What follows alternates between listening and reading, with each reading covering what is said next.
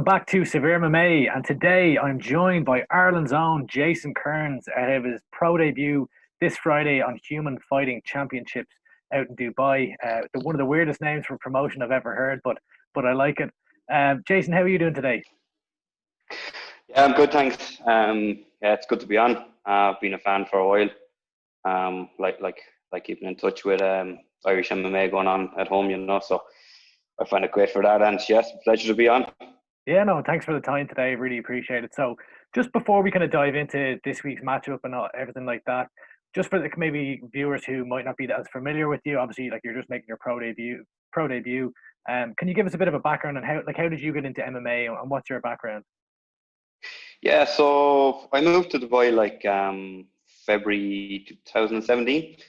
And just before that, I was playing, Gaelic football and the typical Irish kind of sports and a bit of soccer and stuff, and just was kind of getting fed up with it. And I had actually went down to Anthony O'Brien in Waterford MMA, and I'd just done like a very small bit with him, and I instantly fell in love with it.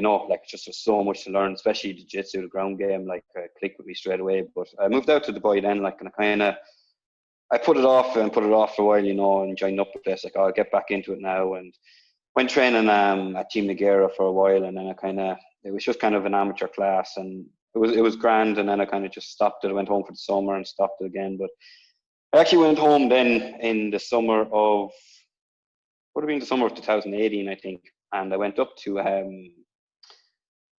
Philip Mulpeters. He had one of the Gamma events. Is it Gamma events? Yeah, at his gym. Tournaments. And it was actually it was an MMA. It was in the cage up there, and I rocked up. I had no corner, no coach, no that, and I said I just want to go up and test a few bits I'd learned. And I think it was actually a guy from Dino's gym up in Dublin, CMAC. It was a guy from his gym, I think. I ended up fighting. Just stepped in and I had a bit of a war with him, and I think it was one round each. And I went to a third round, and I lost it on that. But Philip actually said to me afterwards, he's like, where are you from, or who are you training, whatever. I told him, and he's like, geez, fair play to you, man. He's like, stick at it, you've done all right. Sorry to interrupt, but you basically have essentially no training really kind of going in here. I'd been doing a bit, like I said, I'd done a very small bit with Waterford MMA before I moved to Dubai. Then I kind of stopped for a while. Then I'd be doing a small bit out here in Team Nagera. Went home and was like, right, this summer if there's something on in Ireland, I want to go test myself, just see where I'm at, because I felt I was picking it up really quickly, even though I'd done it for a couple of months, really. In comparison to other people who had been at it, they'd ask me, how long you at it? And I was saying, I'm just a couple of months. And they're like, I thought you were at it longer than that. I seemed to just fall in love with it and was picking up really quick. So I said, I'll go home and see, what it's like to actually get in and have a bit of a competition. So.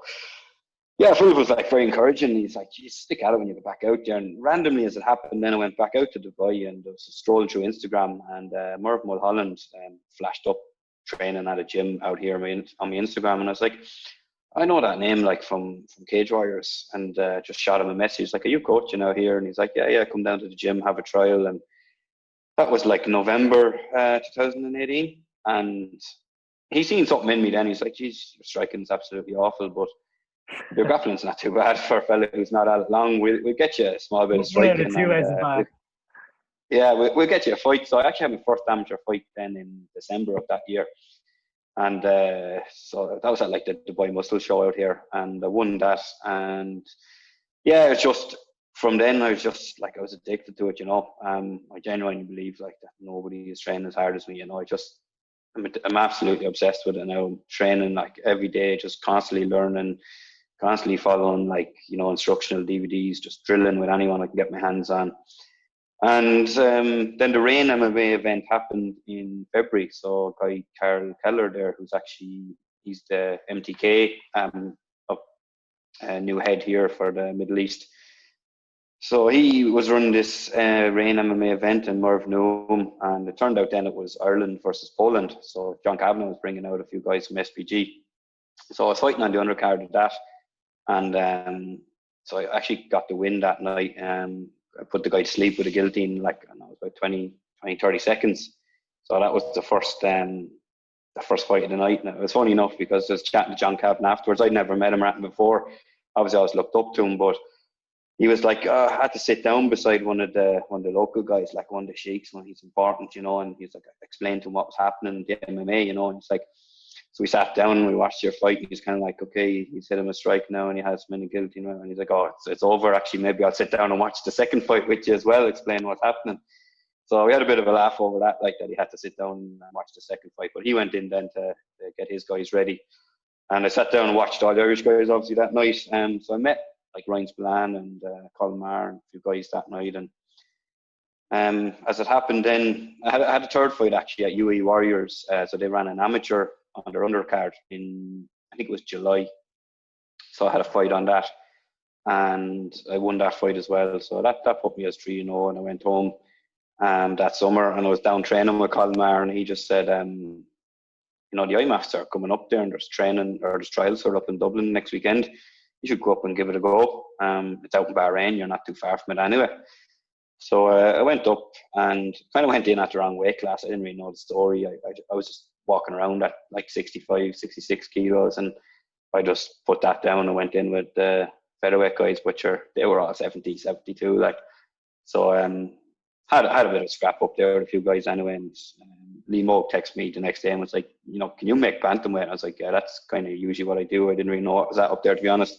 He's like, grand, we have a spot for you at bantamweight. So went out to the IMMAFs then, and obviously Colin and Ryan were on that again. So it's nice to kind of know some guys, because I'm like not at home in Ireland, you know. It's nice to know some guys who are out as well, and met loads of other really sound guys on that team. Obviously, it was a great crew over in Bahrain, had a great week. Unfortunately, I got drawn against the champion in the first round in that. And to be honest, I didn't even know what the gold jersey meant. I asked Ryan, like, why are you wearing that gold jersey? He's like, just because I'm the champion. Like, I was like, all right. It's like, oh, that's why my opponent's wearing a gold jersey. And my guy walks out in it, and I didn't really like research him or know anything about it. He was a Kazakhstani guy. He's very good. He was 21-1 as an amateur, I think. Went to a decision and lost. You know, he kind of out wrestled me, put me in some bad situations, like got out of it. So I was obviously really disappointed after that. But I had a great week out there with the guys. But I got back then, and I got another fight in February out here. So I was kind of lucky. Just got a fight before everything locked down and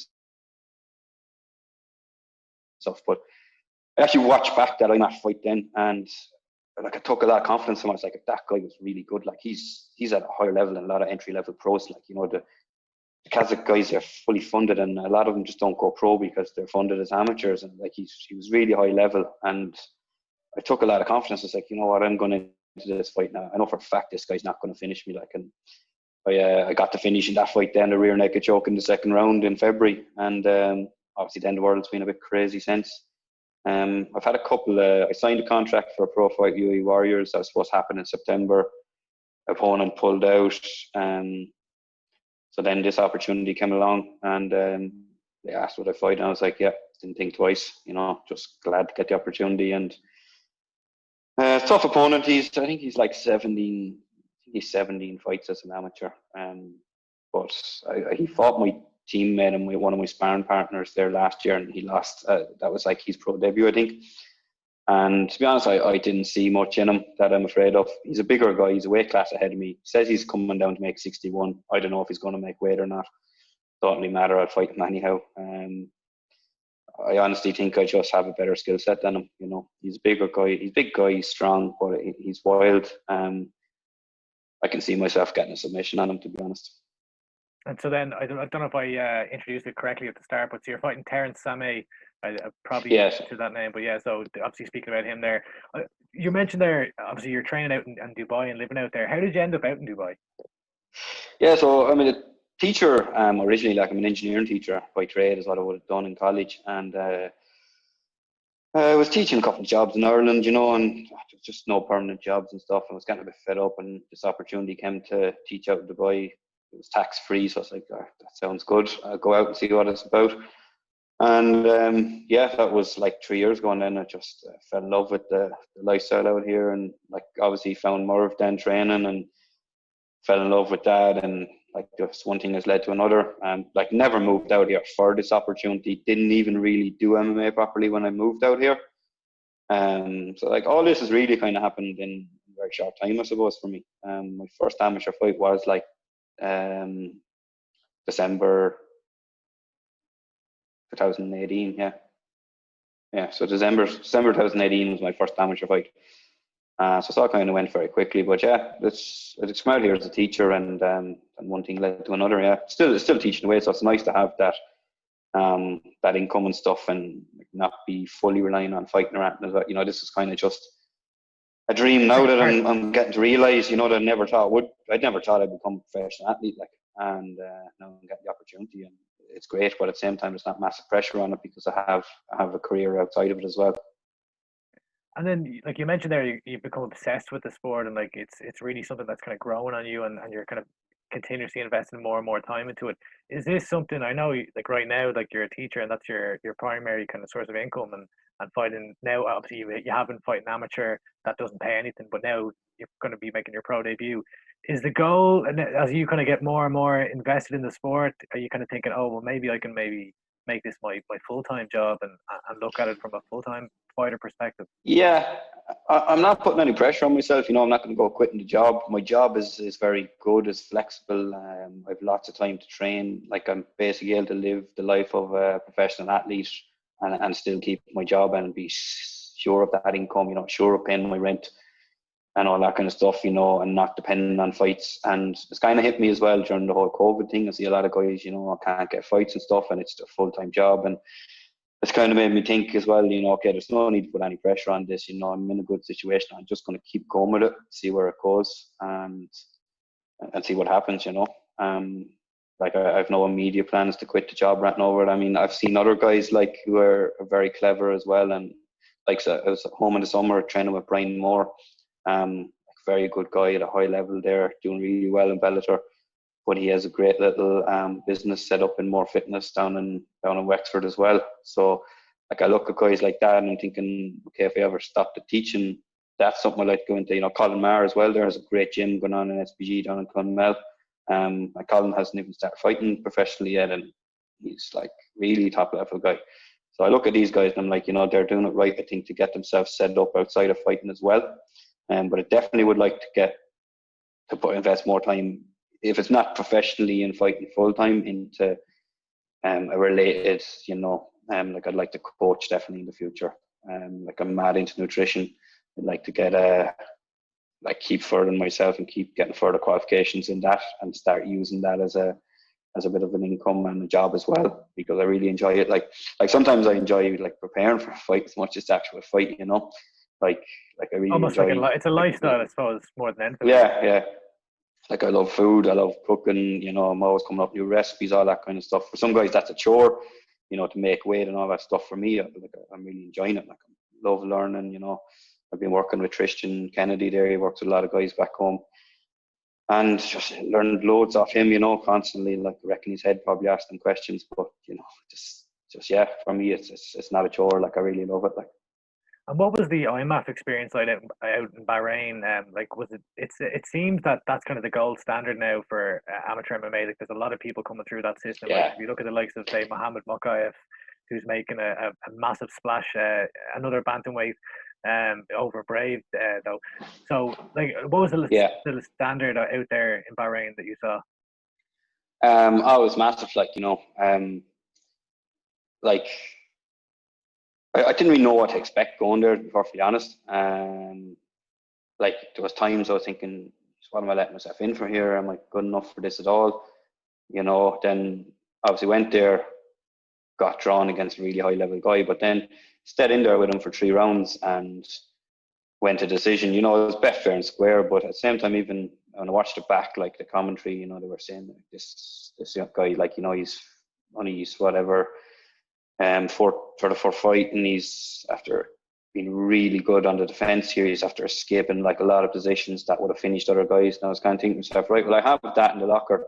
Like, I can go work now on upping my offensive game. Like, and that's basically what happened in the next fight. Then I went out and finished the guy. You know, it's like taking massive confidence from the level there. Like, I watched nearly all the fights there that week. You know, not even just, I obviously went down and watched all the Irish guys, but like, I watched a lot of other fights. Like, and I was just so intrigued by it. You know, how high level it was, how professionally it was run. Like, it really is the gold standard of it. And I think like you'll see just champions of that coming through, and even not champions, just guys who competed in it and done well in it will come through that, and I think make a big impact on the professional scene. Like, it's definitely going to be the way forward, I think, for kind of the pathway to the professional scene. Like, really, really high level guys there.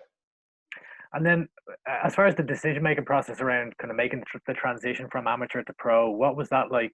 Was it just a case of kind of discussing with your coach, Merv, and going from there, or like was there? Yeah, like, it was basically just, obviously I said to him, like, obviously it's a dream for me, you know. I want to do it, want to give it a go, but obviously ultimately it was up to him. Like, do you think I'm ready? Like, do you think I can do it? And like, after my third fight, like, the guy who runs UA Warrior said to me, like, really, really impressed with your performance, whatever. If you ever think of going pro, like, you know, give me a shot. Or give me a shout, like, I'll give you a shot. And obviously when you hear that, you're like, oh, I want to do it like next month, you know. But at the time, Merv was like, look, we'll get a couple more amateur fights and we'll see how it goes. Like, and I was like, yeah, fair enough. And so then the IMMAFs came up, like, and that, like, I would say that to anybody who has a chance, like, go to the IMMAFs as an amateur if you can, you know, like, as you know, it's just such a good opportunity for me. Taught me so much. Like, having that experience, does that give you kind of the peace of mind to say, okay, I've seen kind of the best of the amateur talent that's out there, and I know that I can now make the jump to pro, and I should be comfortable in most positions. Yeah, but definitely, like, I've stood in the cage with, like, one of the best amateurs in the world. He was a previous champion, and he didn't put me away.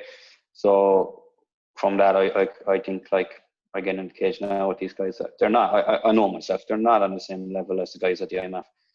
And I don't think they can put me away, and therefore then it's up to me to go in and put them away. And that's how I'm looking at it. And is there any difference in your preparation? So obviously, like, when you're fighting as an amateur, it's a restricted rule set. You can't, like, the shin pads on. Obviously, they're not like that thick or anything like that. And you can't throw elbows, things like that. So you have a more diverse array of skills at your disposal now. Like, do you practice? Like, I imagine. Well, maybe I'm wrong here because I'm not training in an MMA gym. But when you're sparring, like, would you guys be throwing elbows in sparring or things like that, or no? Like, elbows is going to be the newest thing, you know. But we practice them a lot. Like, whenever I do pads, like with Merv, we do a lot of elbow work, and I'm looking forward to getting to use them, to be honest, because that's the only thing I haven't got to use so far. Because some of the amateur fights I've had out here have been wild. Like my last fight at UA Warriors was in the amateur scene. It was just kind of like, right, we've got 4-ounce gloves. We don't have amateur gloves. You're using 4-ounce gloves. There's no shin pads. I was like, cool, yeah, sure, same for both of us. And then it was just agreed between my coach and his coach, heel hooks okay. And I was training lots of heel hooks with Merv. I was like, yeah, heel hooks good. So essentially, I noticed a smile on your face as you start talking about heel hooks and elbows. When I interviewed Cork's John Mitchell a while back, he spoke to me about, it was ahead of his pro debut as well, and he was saying, I just can't wait to throw elbows. I can't wait. You look like you're getting a little bit excited here at the thought of throwing some elbows. Is that right? Yeah, and then heel hooks too. Like, I'm confident enough I can finish this guy with a heel hook if I get in a bad position, you know. Yeah, like I said, I just don't see him finishing me, and I think I have the skill set then to finish him if it comes to it. Like, you know, a lot of guys don't train heel hooks, you know, and it's a lot of jiu-jitsu gyms out here. I've even went and trained and, you know, kind of grappling with guys, and you go for a heel hook, like, not even a heel hook, you just get into position, like, and it's like, no heel hooks, and you're just kind of like, why? You know, you got to train heel hooks at some stage. Like, you know, I'm not going to rip your leg off or anything, but it's the minute you go near the position even, it's like, no. So a lot of them completely ignore it, you know. So then when they turn pro, like, they have no idea of heel hooks. And if you're not training heel hooks as well, you have no idea how to escape. You know, that's another thing. So guys will turn the wrong way, do panic, things like that. So yeah, I'm really looking forward to getting to use these extra tools. Like, you know, like, I feel I have them in my locker now. It's just a chance I can use them before I couldn't, you know. Yeah, the reins are off. And I've a couple more Yeah, questions just before I let you go. So I noticed on yeah, your no, Instagram, you've done a lot of traveling, and I saw you were out training at it was a Phuket top team, and you met yeah. So Zabit Magomed Sharapov. yeah, yeah. I've been out there now twice. Like, yeah, you asked me there kind of about being obsessed with it, like, and I travel now to train, or like when I travel anywhere, like I train anywhere. Like, so I've been training in Phuket now twice. The guys out there at top team are really, really sound. You know, Vaughn Lee is the head coach out there now. Great guy, such down to earth guy. You know, really welcoming. Um, he's top coach as well. You know, learned a lot out there. I'm lucky as well in that my coach Merv doesn't like take any offense to any of that. He like asks me what you learned straight away when I come back. He still wants to learn, you know. And yeah, met Zabit when I was out there too. Did you All get to I'll train say with is him? he's a big featherweight. Like, I was looking at him, I was like, this lad's Yeah, there's a one bit of weight a height class ahead difference of in the me. photo. You know, he's massive. He's great though. Did you get to train with him, Um, or was it more of you just happened to didn't be there? didn't get to spar with him, but got to watch him and stuff. And he was doing a bit of sparring with Fawn there. And that was great. Like, it's just great to be around people like that, you know. Talking to him, and he's saying like, "Oh, like, I was like, you know, could I go train like, you know, it's like we like your people like say welcome and whatever." And he's like, "Oh, yeah, cool. Anytime you could come train my coach and from there and there, and this kind of stuff, you know, really sound guy as well." Um, then I went back to Thailand the second time and was training out there again. And there's the second time I went, I'd done a bit of Tiger Muay Thai as well. There's good wrestling coaches there. And then, because as it happened, then the guy Frank Hickman, who's in Tiger Muay Thai, was in Dubai with UFC. So he's Israel Adesanya and Alexander's wrestling coach. Oh well. So he was over here with them, and then just one of the guys hooked me up with him, and he came training with me and Merv, so we got to do wrestling here with him in Dubai, like just when that time when the UFC was down in Abu Dhabi. So he came up and done a bit with us. Again, really down to earth guy for a guy who's training some of the top guys in the UFC. So I just everywhere I go, I seem to fall in and train with someone. I've been to Australia. Training with Alan Philpott out there when I was in Australia in Sydney. Then I went to Melbourne. I was training with, I don't know if you know, Lachlan Giles. He's Another pretty name, yeah. good in He's the a grappler, isn't he? ADCC there. He's a jiu-jitsu, yeah. Yeah. No, he learned some good stuff off him as well. Was in Kuala Lumpur. Was training out there. Obviously back in Ireland then. Been training like with guys in SPG and Brian Moore and stuff, and just everywhere I Living go, I the seem to dream. fall in Living training the with dream. somewhere. Yeah, it's great, like, you know. Yeah. But I always, like, anywhere I'm going, I look up gyms, I further them message, and I actually haven't found anywhere where I wasn't welcome, to be honest. Like, that's one thing about the MMA community. That's great to hear. Really, And really welcoming. Like, and so looking ahead to Friday, give us a prediction for the fight. yeah, Put you on the spot. yeah, I don't see him being able to finish me, whatever. I think I can submit him. I think it's going to be a rear naked choke or a heel hook. Okay.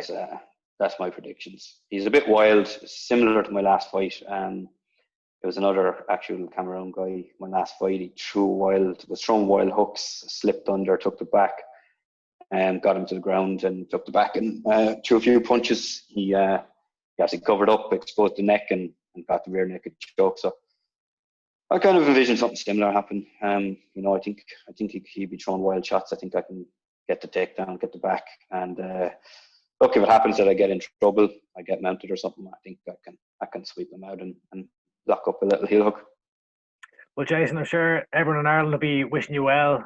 Best of luck with the camp. I know, or sorry, the camp's over pretty much now, but best of luck with the fight Yes, week and a all fun bit now. that entails. Last bit of a cut. You're fighting. Is it at the Burj Khalifa Tower that I see?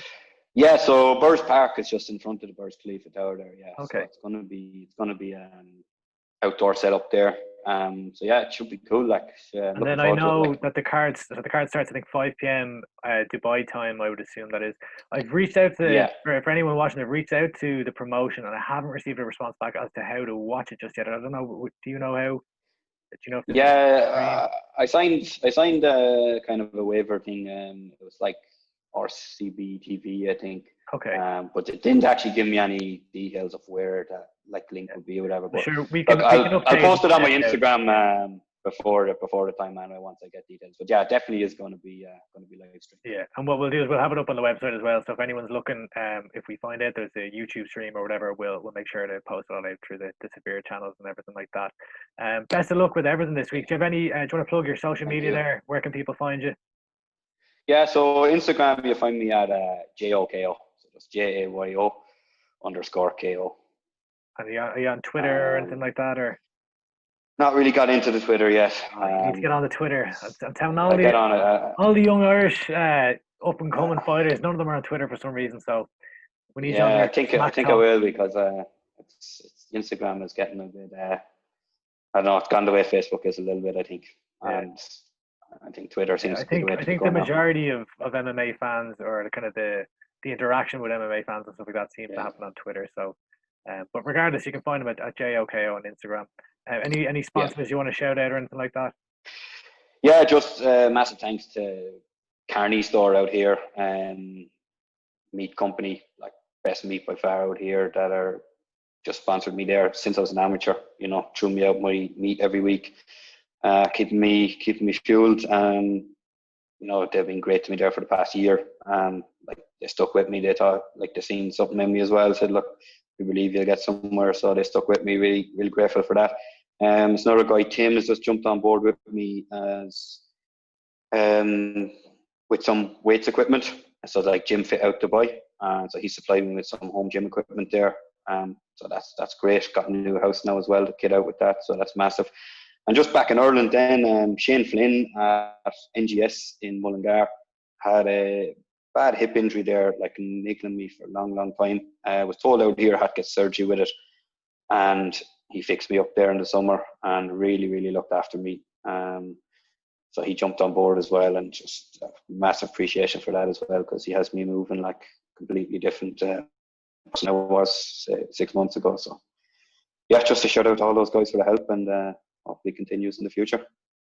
Yeah, and we'll actually shout out some SevereMMA sponsors for once in here. So we don't usually do this, but we've a sponsor on board. So we've got Manscaped. So I see Jason there has a nice beard. I don't know if you need to shed any excess hair for your weight cut this week, but Manscaped are on board with SevereMMA, so you can use code SevereMMA for free shipping and 20% discount off your first order. That's Manscaped, and that's SevereMMA is the discount code for free shipping and 20% off the first order. There we go.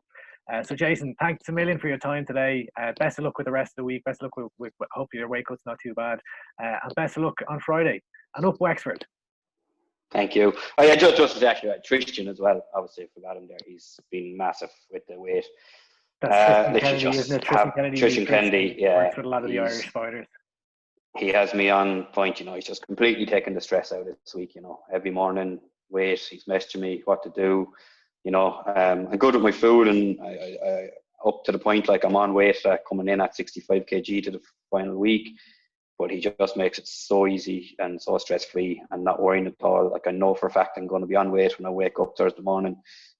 Since I worked with him, I haven't had to even do a sauna or a bath or anything like that. It's great. Brilliant. Nice and healthy. Shout out to Tristan. Thank you. Cheers. Thanks very much, Jason. Appreciate the time today, and thanks everyone for watching. Thank you.